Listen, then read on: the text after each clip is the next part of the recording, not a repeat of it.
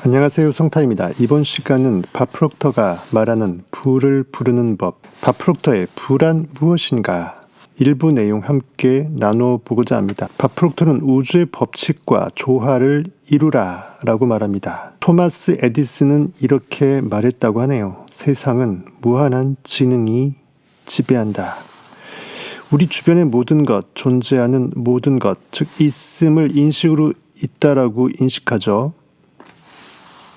있음의 모든 것은 그 이면에서 작용하는 무한한 법칙의 존재를 증명한다. 이 사실을 부정할 수는 없다. 수학적으로 정확하다. 즉 오직 상상력만이 존재할 뿐이라는 거죠. 모든 인식은 상상력으로 인식을 끌어올려서 현실을 비춘다라는 것입니다.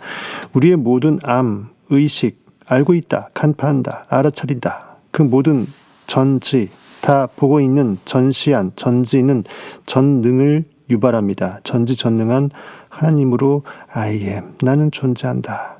그 존재하는 나가 온 우주의 전부라는 것이죠. 모든 일은 이 법칙에 따라 작동합니다. 저는 이 법칙을 신이 일하는 방식이라고 표현합니다. 사람들은 생각이 에너지이며 파동이라는 사실을 이해하지 못하는 것 같습니다. 생각, 느낌은 모든 있음의 전부의 주체가 되어서 쫙 펼쳐진다라는 것이죠. 에너지는 인식이라는 피라미드의 꼭지점에 그 모든 있음의 전부를 통해서 만들어진다라는 것입니다. 생각은 강력한 파동으로 우주의 모든 시공간에 침투합니다. 우리가 하는 생각, 느낌이 우리 몸에 웽 진동을 제어하며 우리가 끌어당기는 모든 것은 우리 몸의 웽 진동 주파수에 따라서 결정됩니다. 라디오 주파수를 잘 맞추게 되면 내가 원하는 음악을 들을 수 있죠. 그러므로 생각을 바꾸지 않는 한 똑같은 일이 계속 반복될 뿐이다. 만약 우리가 우주의 법칙과 조화를 스스로 이루면, 즉 내가 법칙임을 스스로 깨달아서 깨어나서 인식해내면 그때부터 내가 신의 삶을 산다는 거죠. 삶이 굉장히 폭발적으로 풀린다. 소득이 늘어나고 기분이 더 좋아지고 더 많은 즐거움을 향유할 수 있게 됩니다. 매일 어제보다 나은 자신을 발견하는 것이죠. 만약 자신의 삶이 그렇지 않다면 이 법칙을 위배하고 있는 것입니다. 뭔가 부조화, 결핍, 아쉬움, 한이 남는다. 그것은 내 안에서 이미 폭발되어져야 될 그것이 억눌러지고 있다는 거죠.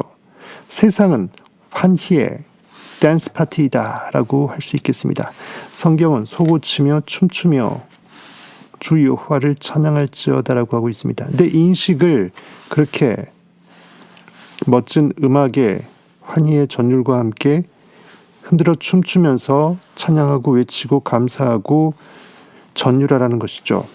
온 우주의 에너지 파동이 스스로 전율하는 것이 느껴지지 않습니까?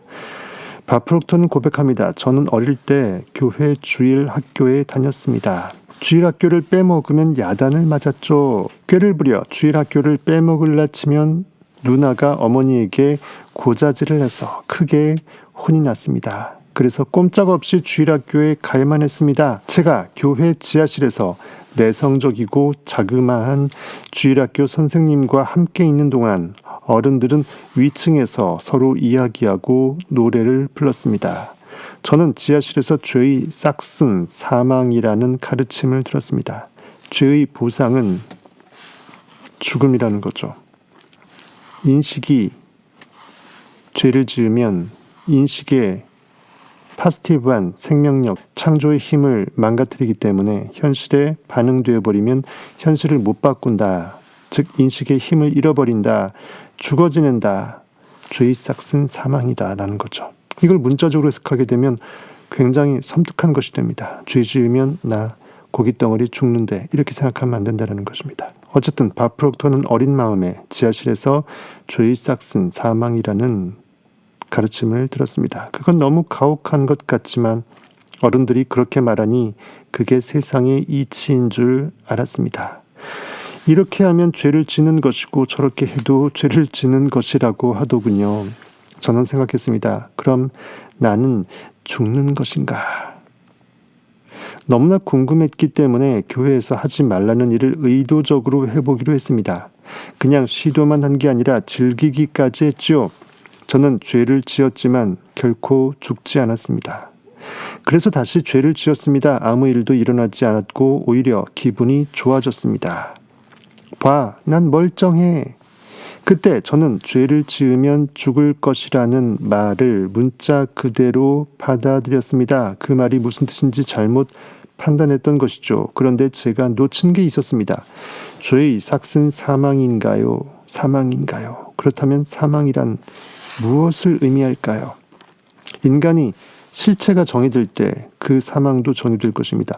인식이, 창조인식이 상상력이 나라고 정의된다면 그것이 죽는다라는 것은 현실을 구원치 못한다라는 것, 결과자가 되고 원인성을 잃어버린다라는 거죠.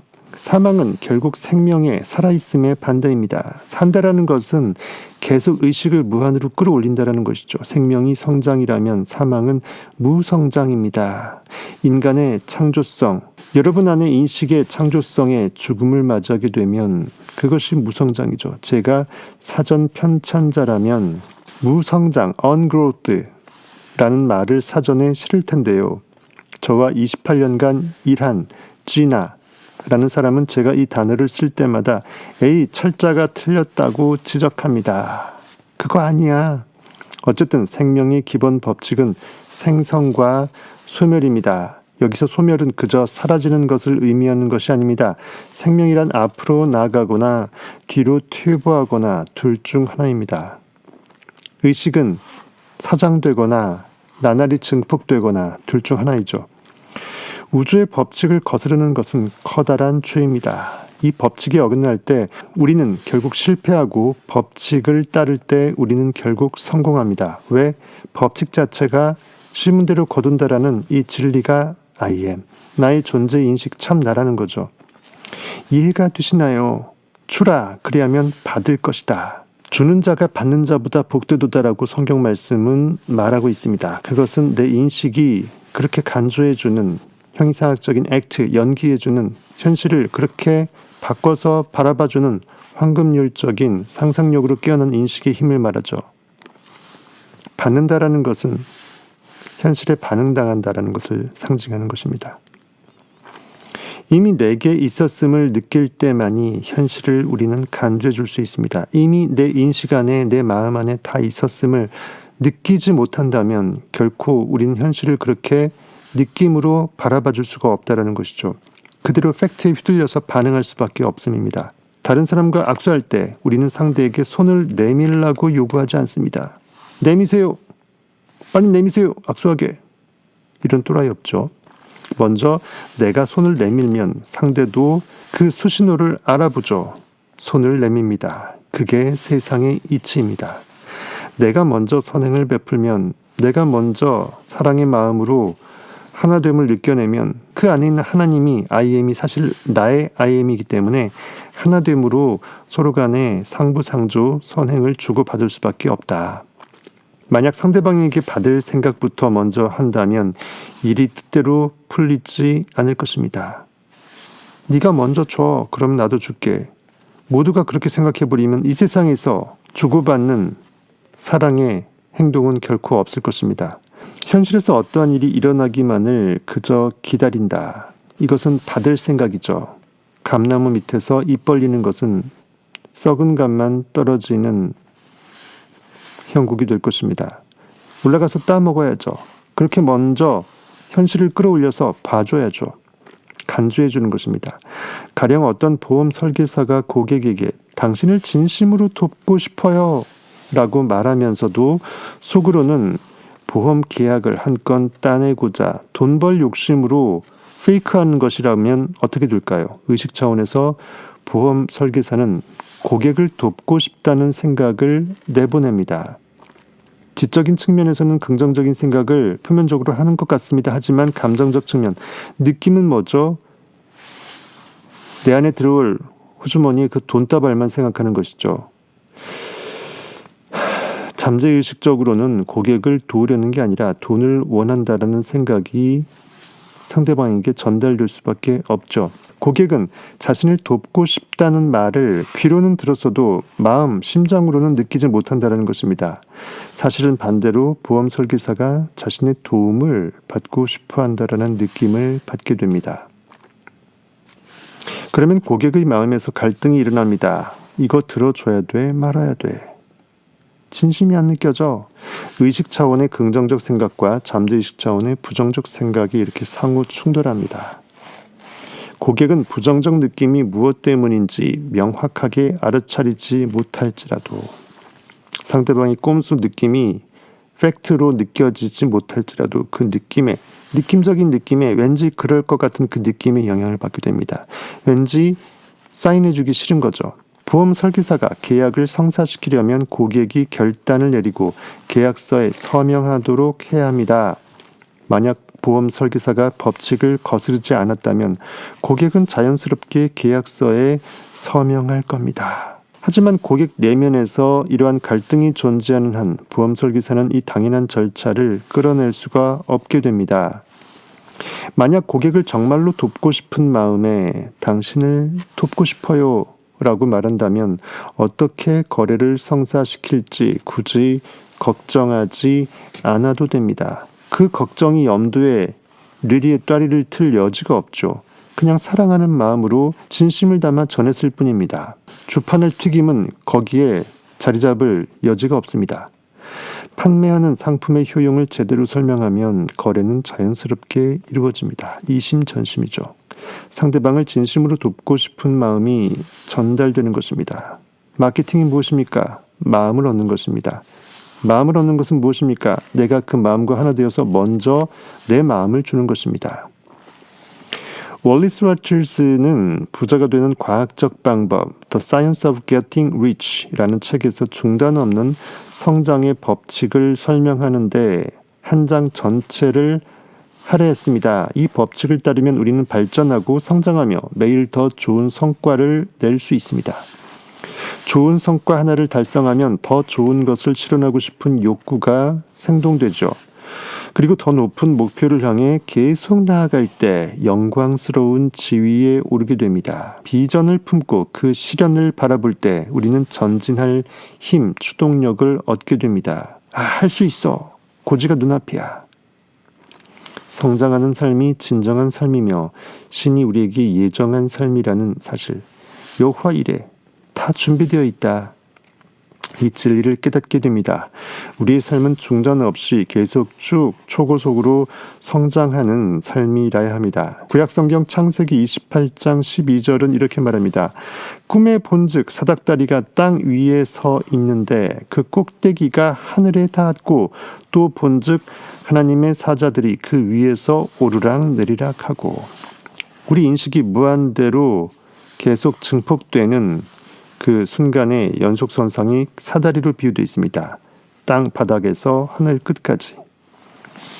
만약 우리가 오늘보다 나은 내일을 살지 못한다면, 보이지 않는 것을 욕망을 믿음으로 느껴내지 못한다면 이는 법칙을 따르지 않았다는 뜻입니다. 나는 상상력, 창조주, 인식의 창조성의 주체라는 것을 스스로 망각했다는 것이죠. 그래서 낙오되고 허무해지고 공허하고 실패할 뿐입니다. 우리 생명이 시들어가거나 우리가 하는 일이 무너질 것입니다. 그게 법칙입니다. 생명은 유지할지 몰라도, 숨은 쉴지 몰라도 매출이 감소하고 소득이 줄어들고 몸과 정신 모두 나빠질 것이며 에너지가 고갈될 것입니다. 이런 현상이 나타나면 경계해야 합니다. 도대체 내게 무슨 문제가 생겼는지 돌아봐야 해요. 법칙을 거스르고 있는 게 틀림없으니까요. 그럴 때는 사람들에게 도움을 주는 일을 해야 합니다. 뭔가 가치 창출을 해야 되는 것이죠. 거기서 뿌듯한 사랑을 먼저 머금고 느껴야 되는 것입니다. 원하는 이상을 마음에 그리고 창조의 마음으로 그 일을 시작하십시오. 심장이 이끄는 그것에 바로 투신하십시오. 땡기는 꼴리는 그것에 내 마음을 던지십시오. 강속구로 던지세요. 기뻐하는 삶을 경험하십시오. 어렸을 때 저를 주로 돌봐준 사람은 할머니였습니다 라고 프록턴 얘기합니다. 할머니는 좋은 분이었지만 잘못된 생각을 가르치셨죠. 어쩔 수 없습니다. 사랑하는 할머니의 말씀이라도 말이죠. 무엇을 얻든 그것에 얘야 만족하란다. 이미 받은 거에 만족하라. 더 바라지 말라. 라고 입버릇처럼 말씀하셨던 겁니다. 송충이는 얘야 솔잎을 먹어야 돼. 뱁새가 황새 따라가다가 가랭이 찢어져. 분수에 맞아야지. 등등등. 할머니께는 죄송하지만 그건 No. 틀린 말입니다. 이미 얻은 것에 기뻐할 수 있습니다. 그것은 앞으로 얻게 될 것을 이미 받은 줄로 Thanksgiving, 추수감사의 의식을 치러서 선행적으로 기뻐할 수 있는 기본 전제는 될 수 있겠지만 그것이 다는 아니죠. 절대로 만족해서는 안 됩니다. 즉 현실에 눌러 앉아서는 안 됩니다. 이미 이루어진 결과물에 눌러 앉으면 더 이상 상상력은 죽은 것입니다.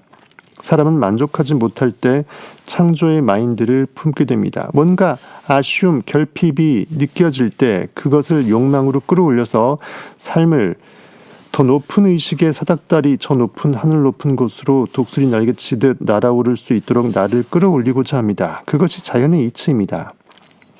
만족하지 못할 때 계속 나아가고 싶어 합니다. 우주의 법칙은 어떤 가르침을 줄까요? 더 크고 더 좋고 더 빠른 것을 추구하라고 합니다. 달리기 선수는 더 빠르게 뛰고 싶어 합니다. 높이 뛰기 선수는 더 높이 뛰고 싶어 합니다. 가수는 더 멋지게 노래하고 싶어 하죠. 돈을 버는 사람들은 더 많이 벌고 싶어 합니다. 우리는 더 많은 것을 하고 싶어 합니다. 뭔가를 더 소유하기 위해서일까요? 단지 창고에 들이기 위해서? 아닙니다. 여러분 의식의 창고를 꽉 채우는, 의식을 점프시키고 성장시키기 위해서입니다. 물질을 더 얻는 게 아니라 내 의식의 점프, 상상력을 고양시키는 그런 의미의 성장 성숙인 것입니다. 무언가를 더 얻는 것은 어디까지나 목표를 달성했을 때 자연스레 따라오는 결과, 덤일 뿐입니다. 목표가 클수록 우리는 더 활기찬 삶을 살게 됩니다. 내가 천억 부자가 됐을 때 그렇게 쌓아진 그 부재산 자체가 귀한 것이 아니라 내가 그렇게 인식을 깨워낼 수 있었다라는 그 전율 환희가 소중하다라는 거죠. 나는 오직 무한 상상자라는 것입니다. 결국 상상력이라는 이 달란트의 승급이 나의 영적 예배의 봉헌물이 되어야 됩니다. 우리는 영적 존재이며 육신에 거주합니다. 우리의 몸은 주님의 몸된 교회의 역할을 합니다. 육신이란 인간의 영적 속성이 물리적으로 체현된 상태라고 할 수 있습니다. 영혼은 그럼 어디에 있을까요? 무소부재 편재하죠. I am. 모든 있음의 전부입니다. 영혼은 편재합니다. 영혼은 모든 곳에 동시에 존재합니다. 영혼은 여기 강단에도 있고 컴퓨터에도 있고 공기 중에도 있습니다. 설명을 들을수록 무슨 뜻인지 모르겠다고 생각할 수도 있죠. 정원에 놓인 바위에는 영혼이 없다고 반문하고 싶을지도 모르겠네요. 좋습니다. 그러면 정원의 바위를 한번 제외해보고서 모든 곳에 영혼이 있다고 합시다. 나무에 영혼이 없다고 주장하고 싶은가요? 그러면 바위와 나무를 제외한 모든 곳에 영혼이 있다고 칩시다. 제 자동차 타이어에는 영혼이 있을까요? 자동차 타이어라니 절대 그럴 리가 없다고요? 그러면 바위, 나무, 자동차 타이어를 제외한 모든 곳에 영혼이 있다고 해야 할까요? 영혼이 편재한다는 말은 정말로 모든 곳에 내 생기, 프라나, 생령이 있다는 뜻입니다. 사람들은 사실을 헷갈려 혼동하고 있습니다. 우리가 해야 할 일은 문제를 직시하고 해결 방법을 찾는 일입니다. 하지만 사람들은 문제를 깊이 생각하지 않고 텔레비전으로 도피하곤 합니다.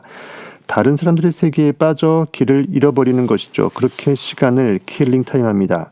이것이 현대인의 병폐입니다. 나의 이야기, 마이 스토리를 스스로 상상력으로 짜내서 붓으로 터치해서 작품을 창작하는 이 작가로서의 활동을 펜을 놓고서 붓을 놓고서 그만둬 버립니다. 나의 이야기, 마이 스토리를 신비로운 미스터리로 끌어올려서 마이스트로, 완벽한 오케스트라 지휘자로 나의 이야기를 제대로 현실에 펼쳐내기를 굳이 주저한다라는 것입니다.